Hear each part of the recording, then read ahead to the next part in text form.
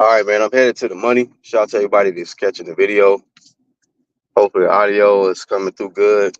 Hopefully, there's no interruptions. If it is, I apologize. I am the Black Horseman. Shout out to the underground community and the true media movement. That's everybody that keeps it real, stays true to who they are, and does their part to bring this real content, man.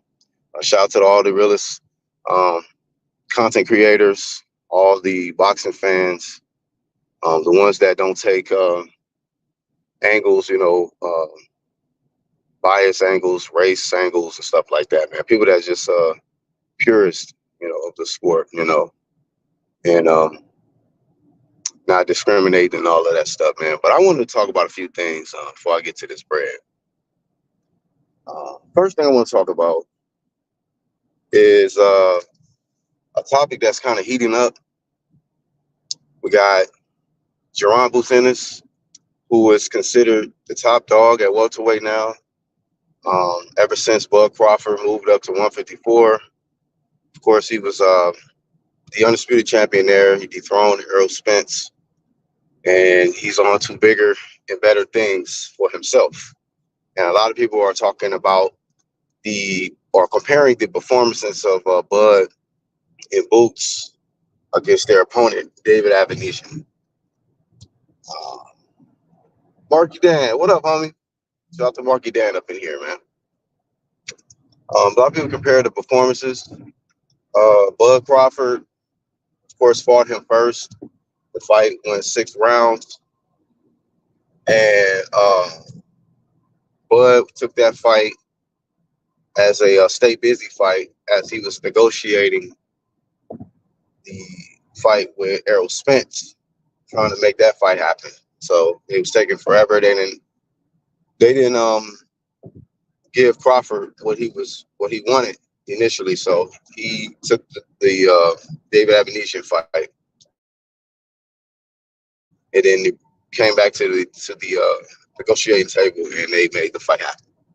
But I noticed that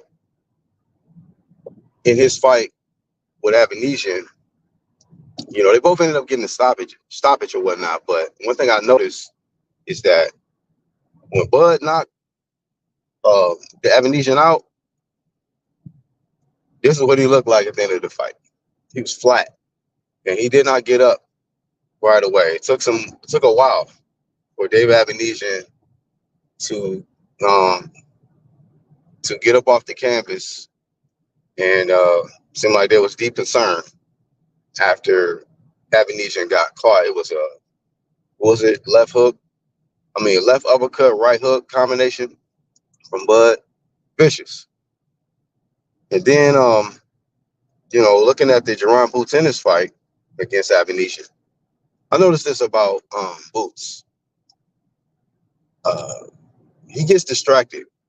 I think that he enjoys the attention that he's getting now under Matchroom Eddie Hearn. Shout out to Eddie Hearn's doing a great job. I think he's the best promoter in boxing today. And shout out to him for giving Boots the opportunity to stay active and display his talent at welterweight. It's long overdue. I mean, this guy is getting older, so he's got to make something happen now, and he's on the right side of the street, I believe, for him to make it happen. But I didn't really have too much to criticize about Bud when he fought Avenesian. It was just he was just doing what he had to do, took care of business. I think he took his time with Avenesian, and then when he seen the opening, of course, he got him out of there. Boots, on the other hand, Boots fought good too. He showed why he's one of the guys that's considered the top welterweights. And he was he was on the inside a lot with Avenesian. But like I said, I didn't like it seemed like he was distracted a lot, trying to show off to his fans and, trying to make it seem like, oh, this is not a hard fight. This is easy work. And before this fight, and I want to shout out a channel. Shout out to Salah Sports TV. He did a video And it's crazy because they said great minds think alike.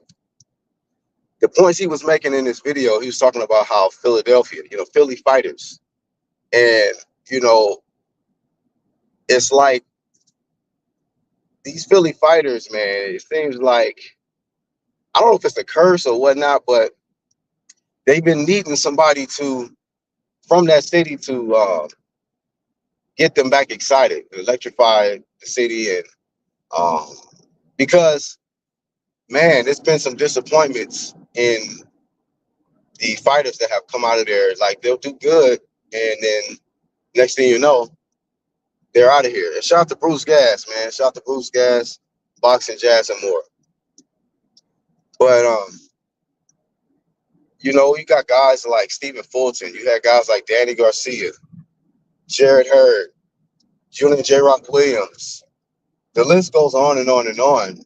Where like the Philly fighters, they just can't stay at the top very, very long.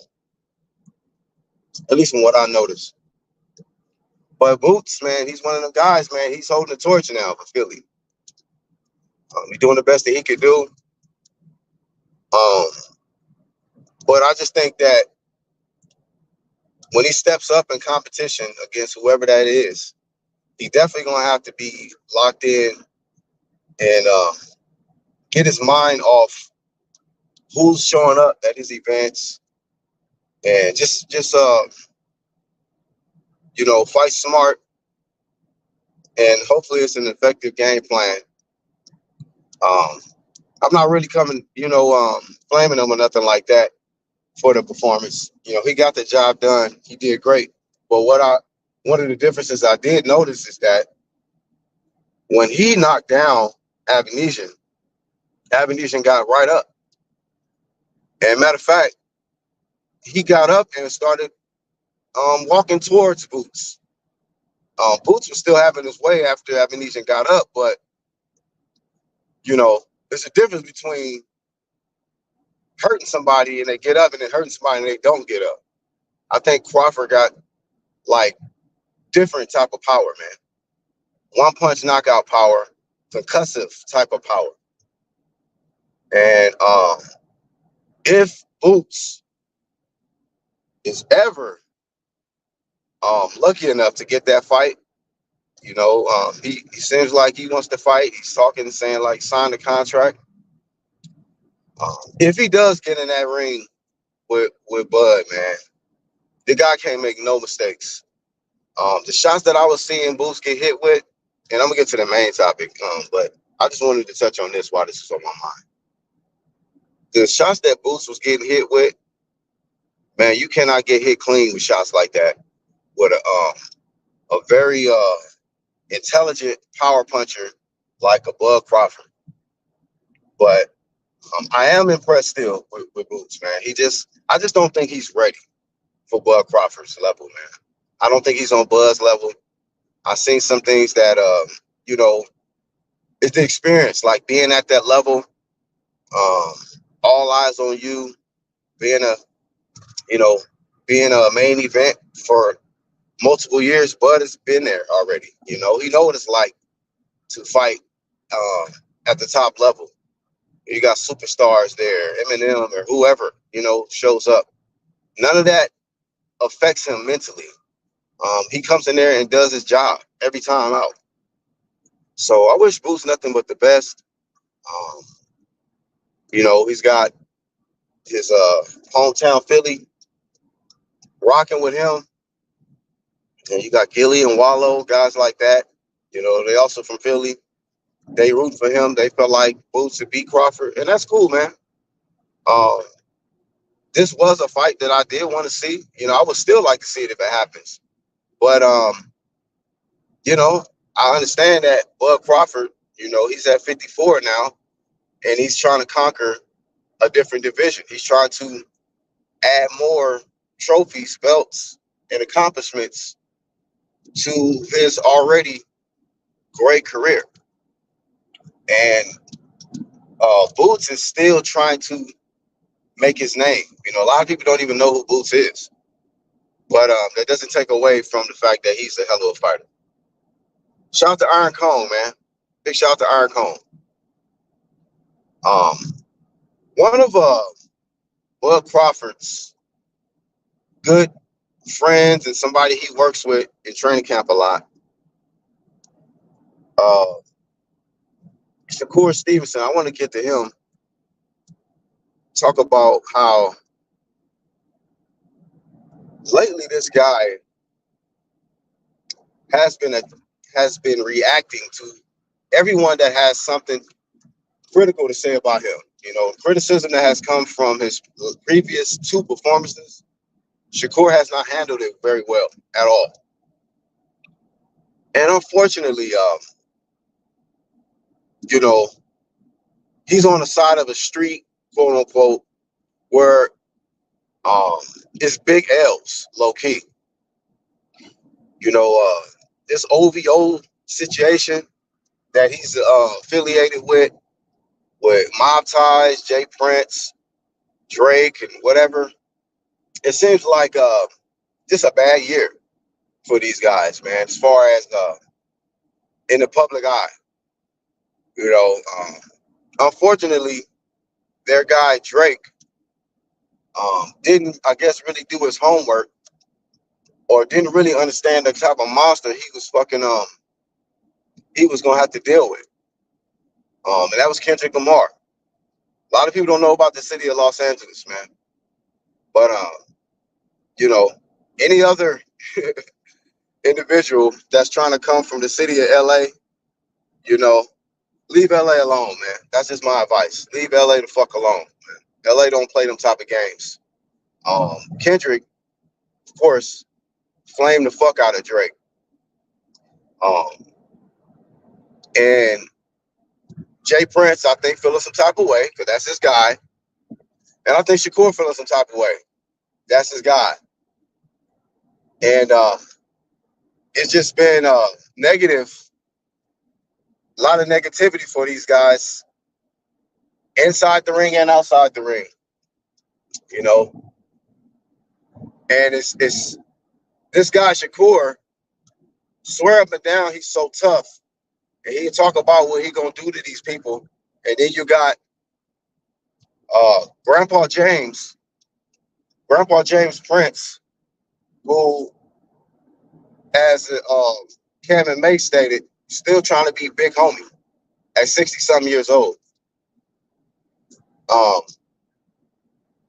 and a lot of people is not buying that shit. Nobody care about um, this, what you call it, intimidation shit that the Mob Ties, Jay Prince, is still trying to project out here. And Shakur Stevenson, with him having guys like Bud Crawford, guys like Andre Ward, you know, these are some humble individuals and very hardworking individuals and have already made their mark in the sport of boxing. Andre Ward, I don't remember ever seeing this guy get into it with nobody. And Andre Ward was getting a lot of backlash for his performances. They were saying, you know, Andre Ward was boring and things like that. I remember, you know, and Ward kept his composure.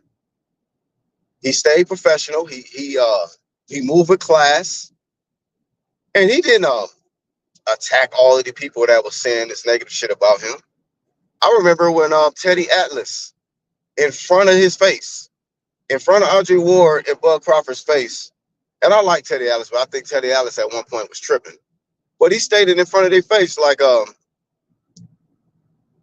Lomachenko, I got ahead of y'all on the pound for pound list. And a lot of people was outraged by that. Like, are you fucking insane? You got Lomachenko ahead of Bud and Andre Ward? That's neither here nor there, but we seen how they handled it. They didn't cuss him out. They didn't flip out. So being that Andre Ward was able to keep a level head and keep composure outside the ring, being that Bud is able to keep a level head and keep his composure outside the ring, Shakur, I would have thought, would have learned a thing or two from these elite fighters, undefeated fighters, outside of just what they do in the ring. Like, observe how they handle themselves outside of the ring, you know? And Shakur Stevenson, man, I get it. The younger generation with the social media and their obsession to be, you know, uh, liked by everybody. That's the issue with a lot of these young athletes nowadays. They want to be liked so bad. They want everybody to like them. I come from an era where I don't give a fuck who like me or not. You know, I'm taking care of my family. As long as I'm happy and my family is happy, my kids, I don't give a fuck what a nigga think about me. But you got dudes nowadays where somebody can say something crazy about them or negative or criticize them, and they ready to go to war. Like, words is words, tweets is tweets, and or comments is comments, and it don't bother me. It don't bother me. But to a lot of individuals, they're very, very bothered by people's opinions, you know? And if you are bothered by people's opinions about you and your performance, you know, as hard as this might be for some individuals, get off line. Get the hell off the line. You know what I mean? And I think that that's the issue with people today. They don't know how to unplug, man, from the chatter.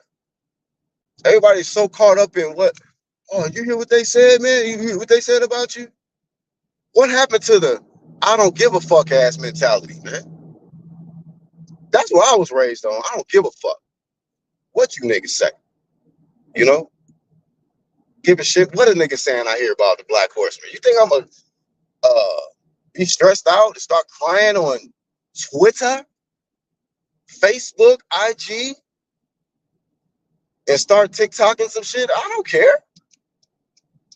You know, as much money Shakur Stevenson makes, him being the oldest child in his from his, in his family, him being the oldest, like, set the example, man, for your other siblings. Like, look, man, it's gonna come with the territory.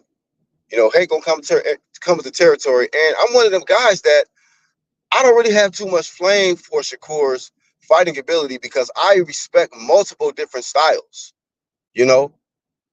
I can hear what Cam and Mace say about Shakur, about his performance and bringing pillows and falling asleep. That don't mean I have to agree with it, but that don't mean I have a problem with their opinion.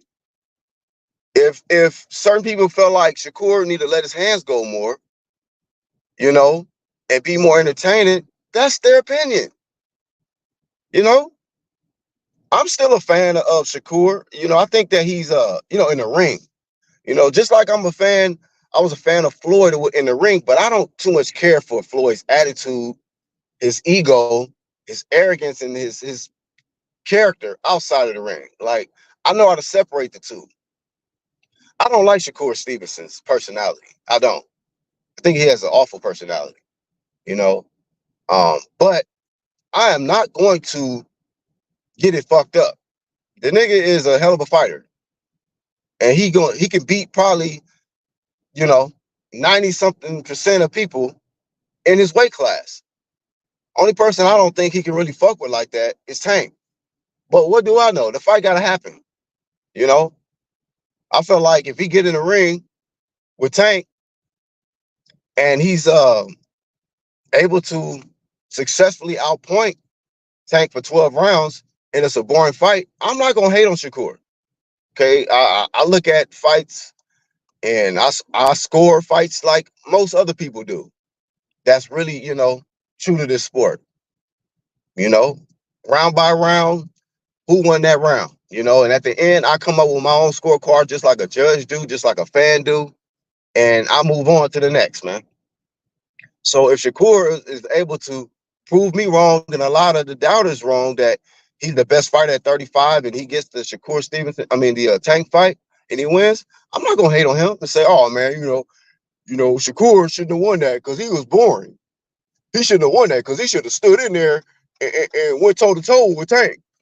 You know what I mean? He should have just let his hands go more and try to be more exciting.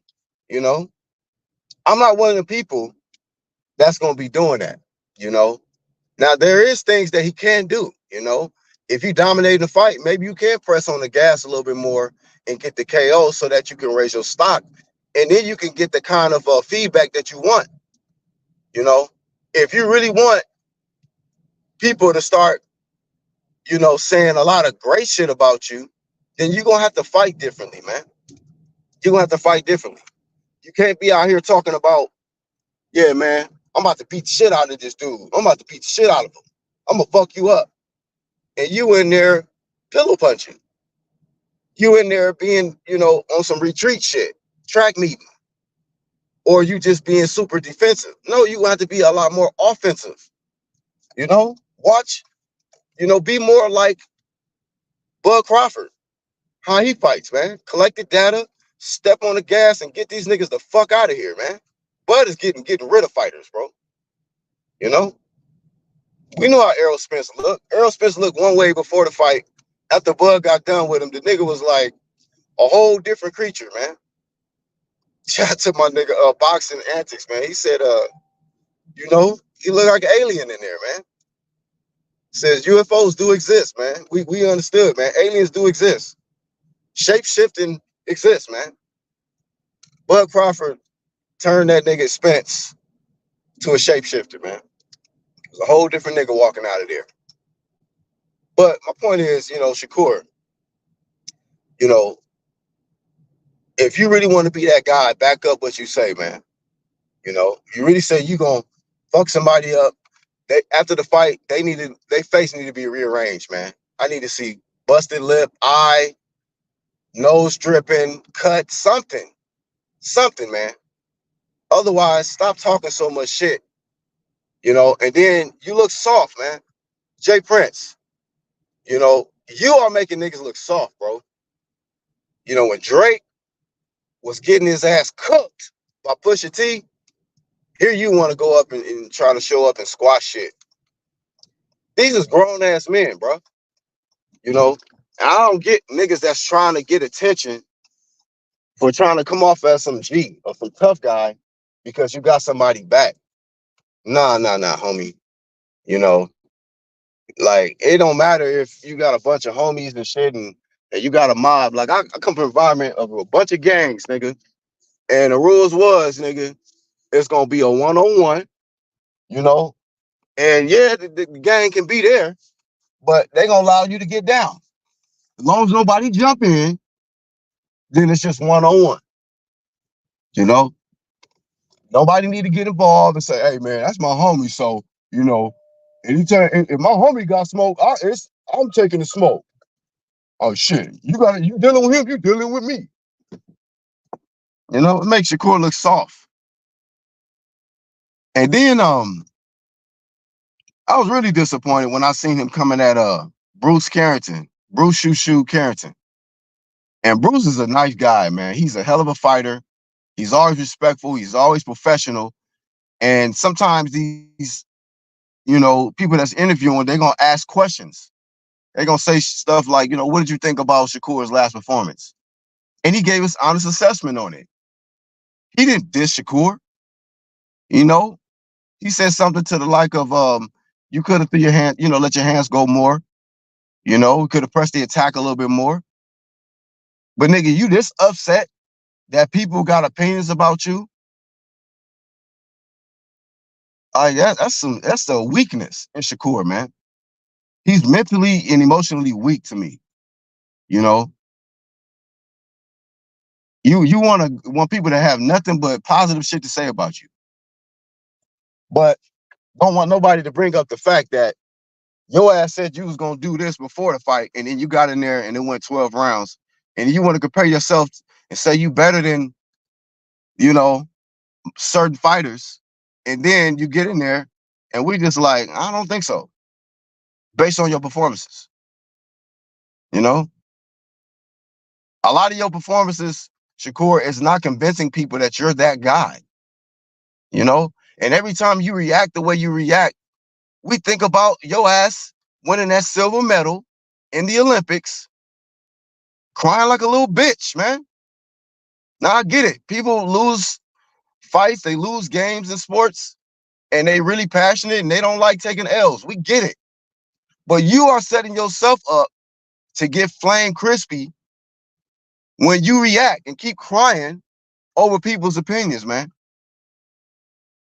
Shakur, you need to grow up, man. And James Prince, your ass need to grow up too, man. It don't make no fucking sense. You got niggas like this that still acting like kids. Acting like a fucking child. Grandpa ass nigga. I'm sure this nigga probably got grandkids or some shit. Still trying to get involved with other niggas' beefs.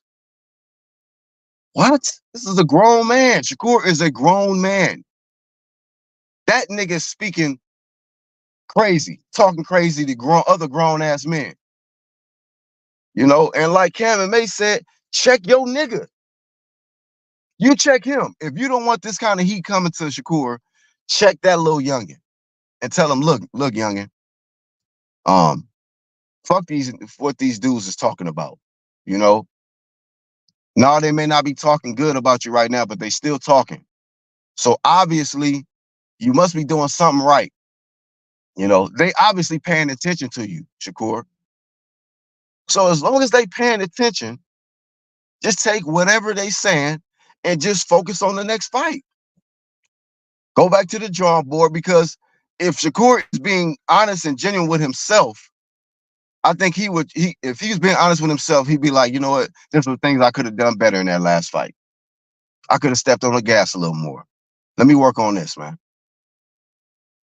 But you got a lot of these individuals, they only care about how they look on social media. They want people to say nothing but positive shit about them. And that's just not reality. But when it comes down to it, you know, you got to take the good with the good and the bad with the bad, but not allow it to affect your everyday life. Don't make no sense. This fool every day is beefing with a new person. So that much said, man, I'm not here to shit on really too much Shakur's fighting ability, because like I said, he's a hell of a fighter. And I know how to separate the two. But your personality and trying to cry and beef with people online based off their opinions, flame of shame, Shakur. Flame of shame. And flame of shame, Grandpa Prince, you know, for being a selective gangster.